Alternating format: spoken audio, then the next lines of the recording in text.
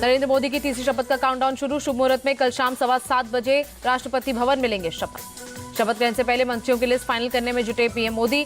PM आवास पर अमित शाह और जेपी नड्डा के साथ हुई मीटिंग। मंत्रिमंडल में एनडीए के बड़े दलों के लिए फॉर्मूला तय। सूत्रों के मुताबिक टीडीपी और जेडीयू को मिल सकता है कैबिनेट और 2 से 3 राज्य मंत्री का पद। सूत्रों के मुताबिक जेडीएस, शिवसेना और एनसीपी को मिल सकता है एक मंत्री पद। आरएलडी और अपना दल को भी एक मंत्री पद मिलने की संभावना। बीजेपी मुख्यालय में हुई संगठन की महत्वपूर्ण बैठक। शिव प्रकाश, तरुण चुग, सुनील बंसल, राधा मोहन अग्रवाल और दुष्यंत गौतम बैठक में शामिल। बीजेपी के सभी प्रदेश अध्यक्ष रहे मौजूद। चुनाव नतीजों पर चर्चा के लिए दिल्ली के अशोका होटल में हुई कांग्रेस वर्किंग कमेटी की बैठक। राहुल गांधी को लोकसभा में नेता विपक्ष बनाने का प्रस्ताव पास। राहुल बोले, सोचकर बताऊंगा। राहुल गांधी को नेता प्रतिपक्ष की जिम्मेदारी जरूर स्वीकार करनी चाहिए, बोले शशि थरूर। सीडब्ल्यूसी की मीटिंग में मल्लिकार्जुन खड़गे बोले, हमें अनुशासित और एकजुट रहने की जरूरत। जनता ने हम पर विश्वास जताया, हमें नतीजे स्वीकार। अगले हफ्ते रायबरेली और वायनाड का दौरा करेंगे राहुल गांधी। सोनिया, प्रियंका भी हो सकती हैं साथ। सूत्रों के मुताबिक दौरे के बाद किसी एक सीट को छोड़ने का फैसला करेंगे राहुल। नतीजों के बाद एक्टिव मोड में योगी आदित्यनाथ। हार की वजह और आगे के रोड मैप पर मंत्रिमंडल के साथ चर्चा। सीएम योगी का सभी मंत्रियों को निर्देश, फील्ड में जाकर जनता के बीच करे काम। वीआईपी कल्चर नहीं होगा स्वीकार। लखनऊ में सपा संसदीय दल की बैठक। अखिलेश बोले, हम तीसरी सबसे बड़ी पार्टी, लोकसभा में करेंगे संघर्ष। देश में सकारात्मक राजनीति की शुरुआत। लखनऊ में समाजवादी पार्टी के ऑफिस के बाहर लगे पोस्टर्स। अखिलेश और अवधेश प्रसाद की तस्वीर के साथ लिखा, सबके श्री अखिलेश, अयोध्या के अवधेश। सपा नेता अफजाल अंसारी का बयान, 80 सीट जीतने का दावा करने वाली बीजेपी 33% की बैसाखी के सहारे चलेगी मोदी सरकार। सपा नेता धर्मेंद्र यादव का बयान, अयोध्या वालों ने समाजवादी पार्टी को दिया आशीर्वाद। आसपास की सीटों पर भी बीजेपी की हुई हार। पूर्णिया सांसद पप्पू यादव का आरजेडी पर तंज, कहा युवराज की वजह से बिहार में हारा इंडी गठबंधन। आरएलएन चीफ उपेंद्र कुशवाहा बोले, देश को विकसित बनाना पीएम मोदी का संकल्प। देश विकसित बनेगा तो बिहार भी बनेगा विकसित राज्य। एमपी के डिप्टी सीएम जगदीश देवड़ा बोले, एमपी से कितने मंत्री बनेंगे ये आलाकमान करेगा तय। एमपी से एक महिला मंत्री जरूर बनेगी। चंद्रबाबू नायडू और नीतीश कुमार पर संजय राउत ने कसा तंज। दोनों अपने आप को लोकतंत्र के पुजारी और सेवक मानते थे। अब इन दोनों पर ही संविधान, लोकतंत्र और कानून बचाने की जिम्मेदारी। एनडीए गठबंधन को भूपेश बघेल ने बताया केला और बेर का संग, कहा एक साथ रहेंगे तो फटेगा केला। भूपेश बघेल के बयान पर बोले बिहार के डिप्टी सीएम सम्राट चौधरी, ये लोग लगे हैं तोड़ने जोड़ने पर, इन्हें क्या पता हम कैसे इलाज करते हैं। एनडीए पर कांग्रेस की टिप्पणी को लेकर ललन सिंह ने साधा निशाना, जब कांग्रेस को कुछ और नहीं मिला तो अंगूर खट्टे लगने लगे।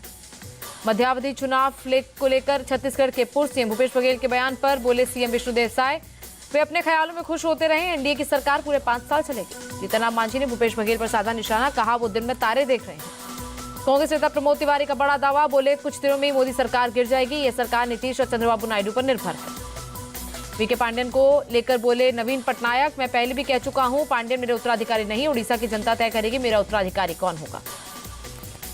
महाराष्ट्र की सभी 288 विधानसभा क्षेत्रों में कल शाम 6 बजे महायुति मनाएगी जश्न। नरेंद्र मोदी के शपथ ग्रहण में शामिल होने सभी विधायक जाएंगे दिल्ली। जम्मू कश्मीर बीजेपी अध्यक्ष रविंद्र रैना बोले, पूरा भारत मोदी में, कांग्रेस के नेतृत्व वाला इंडी गठबंधन एक डूबा हुआ जहाज। जेडीयू नेता बिहार सरकार में मंत्री मदन सैनी का बयान, बोले केंद्र में हमें ज्यादा से ज्यादा मंत्रालय मिलना चाहिए। रेलवे हमारे पास पहले भी था, इस बार भी उम्मीद कर रहे हैं। शिवसेना नेता मिलिंद देवड़ा बोले, तीसरी बार पीएम बनेंगे नरेंद्र मोदी। ये नई जनरेशन के लिए ऐतिहासिक, देश को विकास की नई राह पर ले जाएंगे मोदी। महाराष्ट्र कांग्रेस अध्यक्ष नाना पटोले का बयान, बोले महाराष्ट्र में बीजेपी का काउंटडाउन शुरू हो गया है। महाराष्ट्र की जनता तानाशाही सरकार नहीं चाहती। शिवसेना शिंदे गुट के सांसद नरेश महसके का दावा, बोले उद्धव गुट के कई सांसद हमारे संपर्क में, अपने क्षेत्र में विकास के लिए वो एनडीए में शामिल होना चाहते हैं। बांग्लादेश के पीएम शेख हसीना पहुंची दिल्ली। कल पीएम मोदी के शपथ ग्रहण समारोह में लेंगे हिस्सा। कल के शपथ ग्रहण को लेकर दिल्ली में सुरक्षा कड़ी। संसद भवन, Rashtrapati Bhavan, north south block वाले एरिया में 500 सीसीटीवी कैमरों से रखी जाएगी नजर। राष्ट्रपति भवन की सुरक्षा के लिए अर्धसैनिक बलों की 5 कंपनियां तैनात। ऊंची इमारतों पर तैनात रहेंगे एनएसजी कमांडो, ड्रोन और स्नाइपर। कई विदेशी मेहमानों के होने के चलते पूरी राजधानी हाई अलर्ट पर। दिल्ली में पूर्व राष्ट्रपति रामनाथ कोविंद से मिले सीएम नीतीश, घर पहुंचकर की मुलाकात। आईएमए जूनियर डॉक्टर्स नेटवर्क ने नीट में कथित धांधली की सीबीआई जांच की मांग की। दोबारा परीक्षा लेने को भी कहा। नीट परीक्षा रिजल्ट में धांधली पर सियासत तेज। आरजेडी नेता मनोज झा बोले, एक ही सेंटर में 6 लोगों को एक जैसे नंबर मिलना आश्चर्यजनक। कांग्रेस नेता कन्हैया कुमार ने कहा, नीट एग्जाम में की गई धांधली, पेपर लीक पर कड़ा कानून बनाए सरकार। दिल्ली में नए त्रिपुरा भवन के लिए सीएम साहा ने किया साइट विजिट। पीडब्ल्यूडी अधिकारियों के साथ किया निरीक्षण।